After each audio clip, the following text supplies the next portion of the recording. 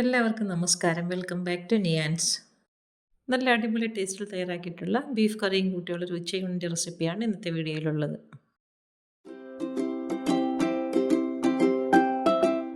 ആദ്യം നമുക്ക് ബീഫ് കറി വയ്ക്കാം. അപ്പോൾ അതിന് വേണ്ടിയിട്ട് ബീഫ് നന്നായിട്ട് കഴുകി വൃത്തിയാക്കിയതിന് ശേഷം കുക്കറിലേക്ക് ഇട്ട് കൊടുക്കുന്നുണ്ട്. ഇനി കുക്കറിലേക്ക് ഇട്ട് കൊടുത്ത് നമുക്കൊന്ന് വേവിച്ചെടുക്കണം.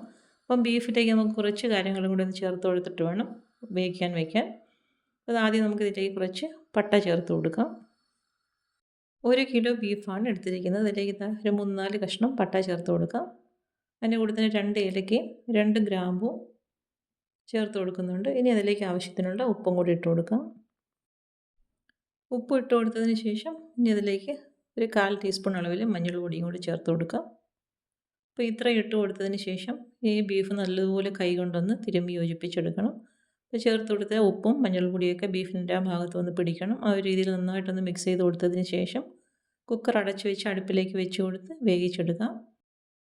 ബീഫ് വേകുന്ന സമയം കൊണ്ട് അതിലേക്കുള്ള സവാളയും ഇഞ്ചിയും വെളുത്തുള്ളിയൊക്കെ നമുക്ക് തയ്യാറാക്കിയെടുക്കാം. അപ്പോൾ അതിലേക്ക് ഞാനൊരു 2 സവാള ചേർത്ത് കൊടുക്കുന്നുണ്ട്. തോല് കളഞ്ഞ് നന്നായി കഴുകിയതിന് ശേഷം അതിനെ ഒന്ന് മുറിച്ചെടുക്കാം. ബീഫ് ഇങ്ങനെ കുക്കറിലേക്കിട്ട് വേവിച്ചെടുക്കുന്നത് കൊണ്ട് തന്നെ അതിലുള്ള വെള്ളം വരുന്നത് നമുക്കതിനെ മാറ്റിക്കളയാം. അപ്പോൾ ഒരുപാട് കൊഴുപ്പ് കറിയിലേക്ക് ചേരുകയില്ല. അപ്പോൾ അതിലെടുത്തിരിക്കുന്ന സവാളയെല്ലാം സ്ലൈസ് ചെയ്തെടുത്തിട്ടുണ്ട്. ഇനി അതിലേക്ക് ഒരു തക്കാളിയും കൂടെ വേണം. അപ്പോൾ തക്കാളി ഇതേപോലെ ഒന്ന് മുറിച്ചെടുക്കാം. ഇതാ 2 പച്ചമുളക് എടുത്ത് വെച്ചിട്ടുണ്ട്. അതും ഒന്ന് കട്ട് ചെയ്ത് മാറ്റി വയ്ക്കാം. ഇനി കറി വയ്ക്കാനുള്ള പാത്രം അടുപ്പിലേക്ക് വെച്ച് കൊടുത്ത് അതിലേക്ക് ആവശ്യത്തിനുള്ള വെളിച്ചെണ്ണ ഒഴിച്ച് കൊടുക്കാം. അപ്പോൾ വെളിച്ചെണ്ണ കുറച്ചധികം ചേർത്ത് കൊടുക്കണം. സവാളയൊക്കെ ഇട്ട് വഴറ്റിയെടുക്കാനാണ്. അപ്പോൾ വെളിച്ചെണ്ണ ഒന്ന് ചൂടായി വരുന്ന സമയത്ത് അരിഞ്ഞു വെച്ചിരിക്കുന്ന സവാള ഇതിലേക്ക് ചേർത്ത് കൊടുക്കാം. സവാള ഇട്ട് കൊടുത്ത് നന്നായിട്ടൊന്ന് വഴറ്റിയെടുക്കണം. നമ്മൾ ബീഫിലേക്ക് കുറച്ച് ഉപ്പ് ചേർത്ത് കൊടുത്തിട്ടുണ്ടായിരുന്നു. ഇനി ഗ്രേവിക്ക് ആവശ്യമുള്ള ഉപ്പും കൂടി സവാളയിലേക്ക് ചേർത്ത് കൊടുക്കാം. ചേർത്ത് കൊടുത്തതിന് ശേഷം നല്ലതുപോലെ ഒന്ന് വഴറ്റി കൊടുക്കാം. സവാള ഒന്ന് വഴണ്ട് വരുന്ന സമയത്ത് അതിലേക്ക് കറിവേപ്പില ചേർത്ത് കൊടുക്കാം. ഇനി ഇതിലേക്ക് ചേർത്ത് കൊടുക്കേണ്ടത് വെളുത്തുള്ളി ചതച്ചതാണ്. ഒരു 2 ടീസ്പൂൺ അളവിൽ വെളുത്തുള്ളി ചതച്ചത് ചേർത്ത് കൊടുക്കുന്നുണ്ട്. അതുപോലെ തന്നെ 2 ടീസ്പൂൺ അളവിൽ ഇഞ്ചി ചതച്ചതും കൂടി ചേർത്ത് കൊടുക്കാം. ഇനി ഇതിൻ്റെയൊക്കെ പച്ചമണം മാറുന്നതുവരെ നന്നായിട്ടൊന്ന് വഴറ്റി കൊടുക്കണം. അപ്പോൾ ഇഞ്ചിയും വെളുത്തുള്ളിയൊക്കെ എണ്ണയിൽ കിടന്ന് നന്നായിട്ടൊന്ന് മൂത്ത് ആ പച്ചമണമൊക്കെ ഒന്ന് മാറി വരണം. അപ്പോൾ ഇതേപോലെ നല്ലതുപോലെ ഒന്ന് വഴറ്റി കൊടുക്കാം. നന്നായിട്ട് മൂത്ത് വരുന്ന സമയത്ത് ഒരു ടേബിൾ സ്പൂൺ സാദാ മുളക് പൊടിയും 1 ടേബിൾ സ്പൂൺ കാശ്മീരി മുളക് പൊടിയും അതുപോലെ തന്നെ 1 ടേബിൾ സ്പൂൺ മല്ലിപ്പൊടിയും 1/2 ടീസ്പൂൺ അളവിൽ മഞ്ഞൾപ്പൊടിയും 1 ടീസ്പൂൺ അളവിൽ കുരുമുളക് പൊടിയും 1/2 ടീസ്പൂൺ അളവിൽ ഗരം മസാലയും കൂടി ചേർത്ത് കൊടുക്കാം. ഇനി ഫ്ലെയിം നന്നായി സിമ്മിലാക്കിയതിന് ശേഷം ചേർത്ത് കൊടുത്ത മസാലകളുടെയൊക്കെ പച്ചമണം മാറുന്നത് വരെ നന്നായിട്ടൊന്ന് മൂപ്പിച്ചെടുക്കണം. നല്ലതുപോലെ ചെറു തീയിൽ കിടന്ന് മൂത്ത് കിട്ടിയാലേ കറിക്ക് നല്ല കളർ കിട്ടുകയുള്ളൂ. അതേപോലെ നല്ല ടേസ്റ്റും കിട്ടണം. അതിനുവേണ്ടി ഇതേപോലെ നന്നായിട്ടൊന്ന് മൂപ്പിച്ചെടുക്കണം. നല്ലതുപോലെ മൂത്ത് വരുന്ന സമയത്ത് അരിഞ്ഞു വെച്ചിരിക്കുന്ന തക്കാളിയും പച്ചമുളകും കൂടി ഇതിലേക്ക് ചേർത്ത് കൊടുക്കാം. ചേർത്ത് കൊടുത്തതിന് ശേഷം വീണ്ടും നല്ലതുപോലെ ഒന്ന് ഇളക്കി കൊടുക്കണം. നന്നായിട്ടൊന്ന് വഴറ്റി കൊടുത്തതിന് ശേഷം ഇതെല്ലാം കൂടി ഒതുക്കി വെച്ചിട്ടൊന്ന് വേവിച്ചെടുക്കണം. ഒതുക്കി വെച്ചതിന് ശേഷം പാത്രം ഒന്ന് മൂടി വെച്ച് കൊടുക്കുക. മൂടി വെച്ചിട്ടൊന്ന് വെയിറ്റ് ചെയ്യാം. അപ്പോൾ തക്കാളിയൊക്കെ ഒന്ന് വെന്തിട്ട് ഉടഞ്ഞ് കിട്ടണം. ആ ഒരു സമയം വരെ ഇതിനെ ഒന്ന് മൂടി വെച്ച് കൊടുക്കാം. ഇനി അത് വെന്തതിന് ശേഷം മൂടി തുറന്നിട്ട് നന്നായിട്ടൊന്ന് ഇളക്കി കൊടുക്കാം. തക്കാളിയൊക്കെ ഒന്ന് ഉടച്ച് ചേർത്ത് കൊടുക്കണം. അപ്പോൾ ഈ ഒരു രീതിയിൽ നന്നായിട്ട് ഇളക്കി കൊടുക്കാം.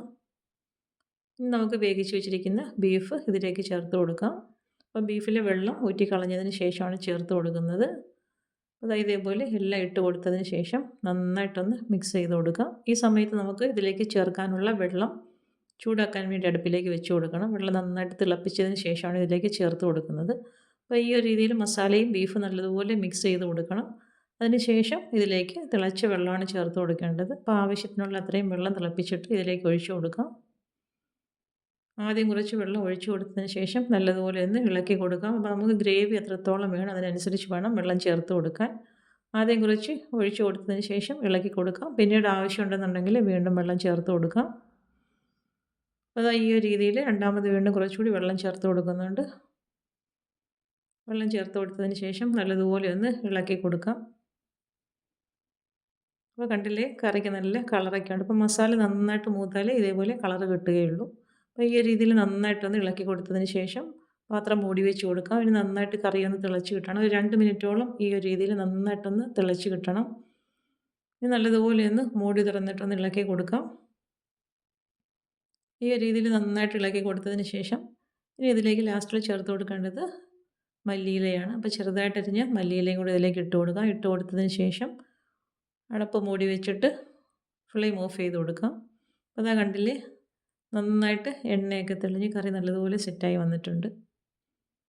അപ്പോൾ ഈ ഒരു രീതിയിൽ ബീഫ് കറി ഇങ്ങനെ ഒന്ന് വെച്ച് നോക്കും. നല്ല അടിപൊളി ടേസ്റ്റാണ്. അതാ കണ്ടില്ലേ, കറിക്ക് നല്ല കളറൊക്കെ വന്നിട്ടുണ്ട്. ഇനി നമുക്ക് കുറച്ച് വെണ്ടയ്ക്കയും കൂടി ഒന്ന് മെഴുക്ക് പുരട്ടി എടുക്കാം. അപ്പോൾ ആവശ്യമുള്ള വെണ്ടയ്ക്ക നല്ലതുപോലെ ഒന്ന് കഴുകി വൃത്തിയാക്കി എടുക്കണം. വെണ്ടയ്ക്ക നന്നായിട്ടൊന്ന് കഴുകിയതിന് ശേഷം നമുക്ക് അരിഞ്ഞെടുക്കാം. ഒരു 2-3 തവണ നന്നായിട്ടൊന്ന് കഴുകി വൃത്തിയാക്കി എടുക്കണം. അപ്പോൾ കഴുകിയ വെണ്ടയ്ക്ക ഇതേപോലെ വെള്ളം വാർത്ത് കളഞ്ഞതിന് ശേഷം ഒന്ന് അരിഞ്ഞെടുക്കാം. ഞാനിത് മെഴുക്ക് പുരട്ടാൻ വേണ്ടി വട്ടത്തിലാണ് അരിഞ്ഞെടുക്കുന്നത്. വെണ്ടയ്ക്കയുടെ മുകൾ വശമൊക്കെ ഒന്ന് കട്ട് ചെയ്ത് കളഞ്ഞതിന് ശേഷം കൂട്ടിപ്പിടിച്ചിട്ട് ഇതേപോലെ ഒന്ന് അരിഞ്ഞെടുക്കാം. ഇങ്ങനെ വട്ടത്തിൽ അരിഞ്ഞെടുത്ത് കൊടുത്ത് തന്നെ മെഴുക്ക് പുരട്ടാം. അപ്പോൾ എടുത്ത് വെച്ച വെണ്ടയ്ക്ക് എത്രയും ഇതേപോലെ വട്ടത്തിലൊന്ന് അരിഞ്ഞെടുത്തിട്ടുണ്ട്. ഇനി ഇതിലേക്ക് ചേർത്ത് കൊടുക്കാനുള്ള സവാളയും കൂടി അരിഞ്ഞെടുക്കാം. ഒരു സവാള ഇതേപോലെ തോല് കളഞ്ഞ് കഴുകി വൃത്തിയാക്കി എടുത്തിട്ടുണ്ട്. അതിനെ ഒന്ന് സ്ക്വയർ പീസസ് ആയിട്ട് ചെറുതായിട്ടൊന്ന് മുറിച്ചെടുക്കാം. ഈ ഒരു രീതിയിൽ ആ സവാളയെ ഒന്ന് മുറിച്ചെടുത്ത് മാറ്റി വയ്ക്കാം. ഇനി നമുക്ക് മെഴുക്ക് പുരട്ടാം. അതിനുവേണ്ടി പാൻ അടുപ്പിലേക്ക് വെച്ച് കൊടുത്തിട്ട് വെളിച്ചെണ്ണ ഒഴിച്ചു കൊടുക്കാം. വെളിച്ചെണ്ണ നന്നായിട്ട് ചൂടായി വരുന്ന സമയത്ത് കുറച്ച് കടുക് ഇട്ട് കൊടുക്കാം. അതിൻ്റെ കൂടെ തന്നെ കുറച്ച് കറിവേപ്പില ഇട്ട് കൊടുക്കാം. ഇനി ഇതിലേക്ക് ചേർത്ത് കൊടുക്കേണ്ടത് ഒന്ന് മൂത്ത് വരുന്ന സമയത്ത് കുറച്ച് ചില്ലി ഫ്ലേക്സും കൂടെ ചേർത്ത് കൊടുക്കാം. അത് ഇട്ട് കൊടുത്തൊന്ന് മൂപ്പിച്ചെടുക്കാം. അതൊന്ന് മൂത്ത് വരുന്ന സമയത്ത് ഒരു 1/2 ടീസ്പൂൺ അളവിൽ കുരുമുളക് പൊടിയും കൂടി ഇതിലേക്ക് ചേർത്ത് കൊടുക്കാം. കുരുമുളക് പൊടിയും ചേർത്ത് കൊടുത്തിട്ട് ഒന്നുകൂടി ഒന്ന് മൂപ്പിച്ചെടുക്കാം. അത് മൂത്ത് വരുന്ന സമയത്ത് അരിഞ്ഞു വെച്ചിരിക്കുന്ന വെണ്ടയ്ക്ക ഇതിലേക്ക് ചേർത്ത് കൊടുക്കാം. വെണ്ടയ്ക്കയും സവാളയും കൂടി ഇതിലേക്ക് ചേർത്ത് കൊടുക്കുന്നുണ്ട്. ഇനി ആവശ്യത്തിനുള്ള ഉപ്പ് ഇട്ട് കൊടുത്തതിന് ശേഷം നല്ലതുപോലെ ഒന്ന് ഇളക്കി കൊടുക്കാം. എണ്ണയിലിട്ട് നന്നായിട്ട് 1 മിനിറ്റോളം ഒന്ന് വഴറ്റി കൊടുക്കണം. വഴറ്റി കൊടുത്തതിന് ശേഷം ഇതൊന്ന് മൂടി വെച്ചിട്ട് വെണ്ടയ്ക്ക വേകുന്നത് വരെ ഒന്ന് വെയിറ്റ് ചെയ്യാം. ഇതേപോലെ ഇളക്കി കൊടുത്തിട്ട് പാത്രം ഒന്ന് മൂടി വെച്ച് കൊടുക്കാം. വെണ്ടയ്ക്ക ഒന്ന് വെന്ത് കിട്ടണം. പിന്നീട് മൂടി തുറന്നിട്ട് നന്നായിട്ടൊന്ന് ഇളക്കി കൊടുക്കാം. ഈ സമയത്ത് വെണ്ടയ്ക്കയ്ക്ക് ചെറിയ വഴുവഴുപ്പൊക്കെ ഉണ്ടാവും. ഇനി ഇത് മൂടി വയ്ക്കേണ്ട, തുറന്നിട്ട് കൊടുത്ത് നന്നായിട്ടൊന്ന് ഇളക്കി വഴുവഴുപ്പൊക്കെ ഒന്ന് മാറ്റിയെടുക്കണം. അപ്പോൾ ഇതാ കണ്ടില്ലേ, വെണ്ടയ്ക്ക നന്നായിട്ട് പാകമായി വന്നിട്ടുണ്ട്. അതിൻ്റെ വഴുവഴുപ്പൊക്കെ മാറി നല്ലതുപോലെ പരുവായി കിട്ടിയിട്ടുണ്ട്. ഈ സമയമാകുമ്പോഴേക്കും ഫ്ലെയിം ഓഫ് ചെയ്ത് അടുപ്പിൽ നിന്ന് മാറ്റി കൊടുക്കാം. അപ്പോൾ നമ്മുടെ ഉച്ചയൂണിലുള്ള വെണ്ടയ്ക്ക മെഴുക്ക് പുരട്ടി തയ്യാറായി കഴിഞ്ഞു. അപ്പോൾ ഇത്രയേ ഉള്ളൂ സിമ്പിളായിട്ട് തയ്യാറാക്കാൻ പറ്റിയ വെണ്ടയ്ക്ക മെഴുക്ക് പുരട്ടി. നമുക്ക് പാത്രത്തിലേക്ക് ചോറിട്ട് കൊടുക്കാം. ആവശ്യത്തിനുള്ള ചോറ് പ്ലേറ്റിലേക്ക് ഇട്ട് കൊടുക്കുന്നുണ്ട്. ഒരു സൈഡിലേക്ക് മെഴുക്ക് പുരട്ടി വെച്ച് കൊടുക്കാം. ഒരു സൈഡിലേക്ക് അച്ചാറും കൂടി വെച്ച് കൊടുക്കുന്നുണ്ട്. ഇനി ബീഫ് കറിയും കൂടി ചോറിൻ്റെ പുറത്തേക്ക് വെച്ച് കൊടുക്കാം.